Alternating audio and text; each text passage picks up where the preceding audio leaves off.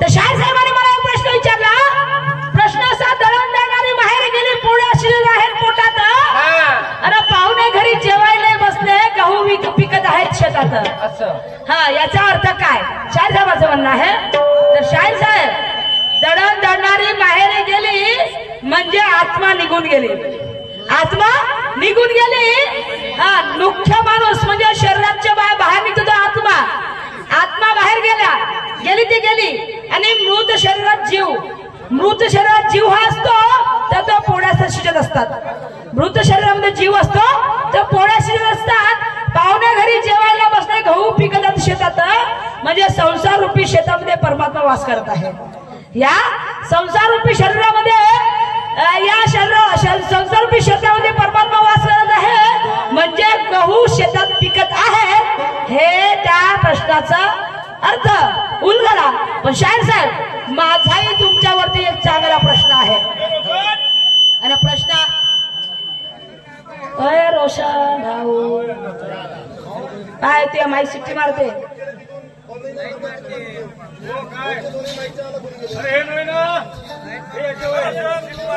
Hello, माझं एक गाणं आहे सुंदरसं, अनुभवाचं गाणं आहे शाहीर साहेब.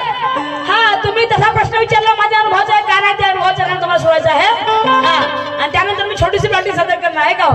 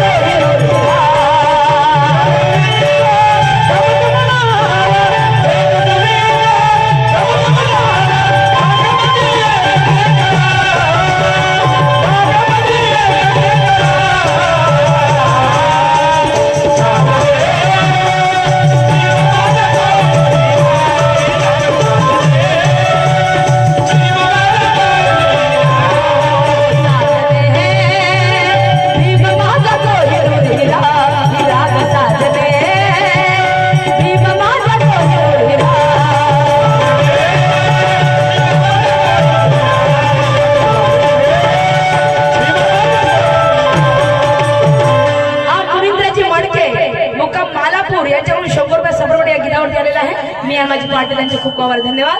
शाहीर साहेब, माझं गाणं काय म्हणते लक्ष नाही का? काय? बहिणीचा तुझा नवरा विदेशी. आता शाहीर साहेबांनी खंडू भाऊ, शाहीर साहेब एका हा शाहीर साहेब एका चिडून जायचे काय का माझ्या बहिणीचा नवरा काल विदेशाला गेला म्हणून. हो, पण शाहीर साहेब, मी तुमच्या बहिणीच्या नवऱ्याला नाही म्हणताय. नाही नाही, हो, तुमच्या बहिणीच्या नवऱ्याला मी काय म्हणूची नाही. नाही, त्या बहिणीचा नवरा. हा, आता मला माहित नाही मग तुमच्या बहिणीला नवरा आहे का नाही आहे. तर आता तुम्ही मला, तू माझी बहीण, तर मी तुमची बहीण नाही, मी तुमची मेवून बहीण होय. हा, मेवणी होय मी तुमची, नाही का? बहीण आणि मेवणी मध्ये फरक आहे. तर शाहीर साहेब, तर बहीण म्हणजे बहिणीचा तुझा नवरा विदेशी, म्हणजे त्या बहिणीचा नवरा विदेशी. बहिणीचा तुझा नवरा विदेशात गेला, भल्या माणसा गेला. अरे गेला भल्या माणसा. सांगना सांगना पोरगा तिला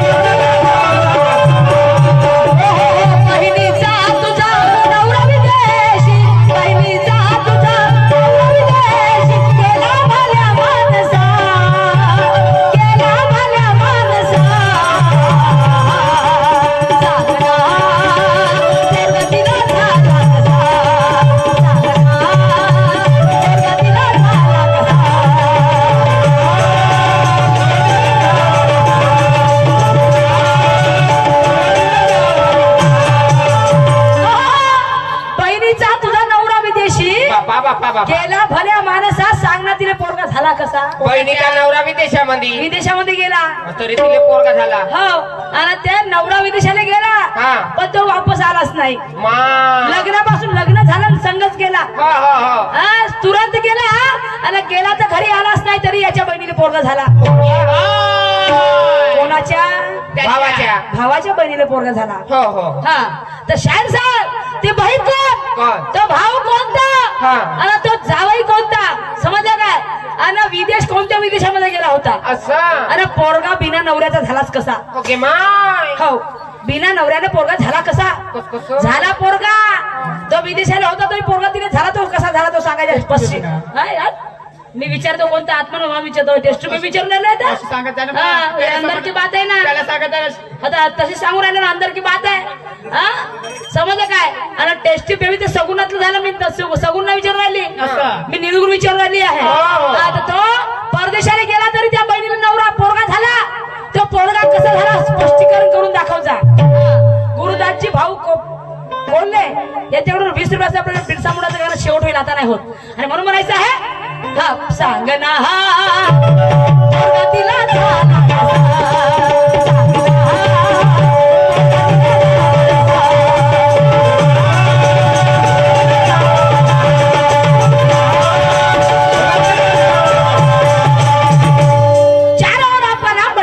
पहिला है चारों ओर आपका नाम बड़े शान से फैला है. और शायरी में माहिर ऐसे गुरुवान से पारा पड़ा है. शायरी में माहिर ऐसे गुरुवान से पारा पड़ा है. सामना हो जाए दमदार ऐसे देखने वालों की चॉइस है.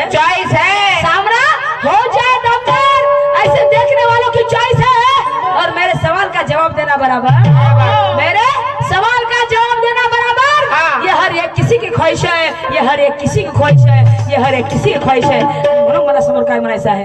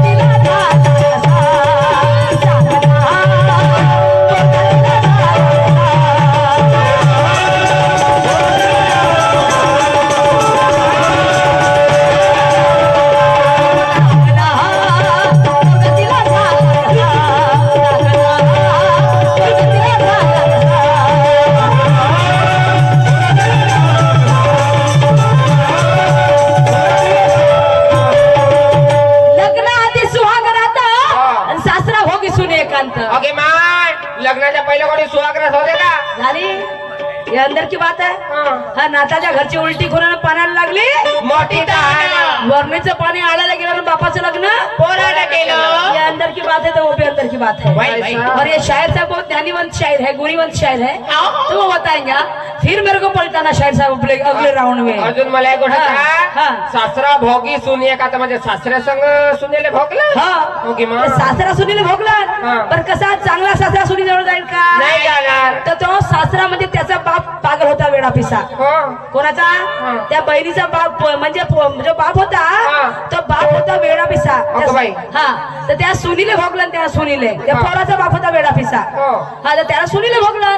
हा तर तो बाप कोणता तो बाप कोणता ते सून कोणती आणि त्या पोरगी म्हणजे बहीण कोणती भाऊ कोणता. म्हणजे नवरा विदेशाला गेला पण तरी तिने पोरगा झाला. तर पोरगा कसा झाला हा तुम्हाला लोकांनी पटवून द्यायचा आहे. आणि म्हणून मला शेवटच्या कडे काय म्हणायचं आहे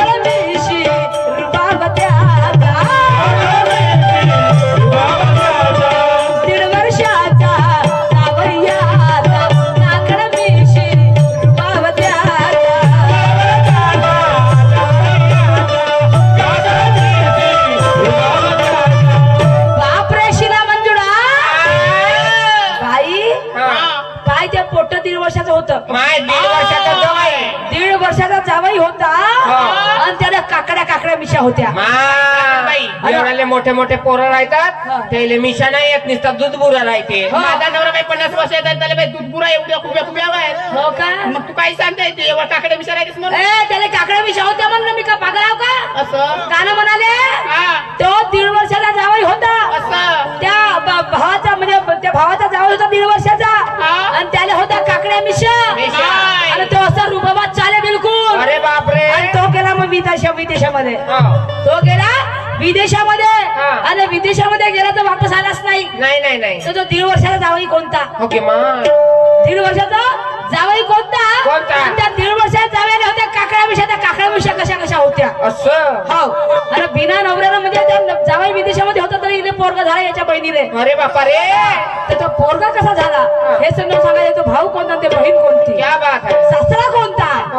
हम भी मानेंगे कौन किसको पलटाता है. आगे आगे देखो होता है क्या. आणि म्हणून म्हणायचं आहे अरे 1.5 वर्षाचा जावई है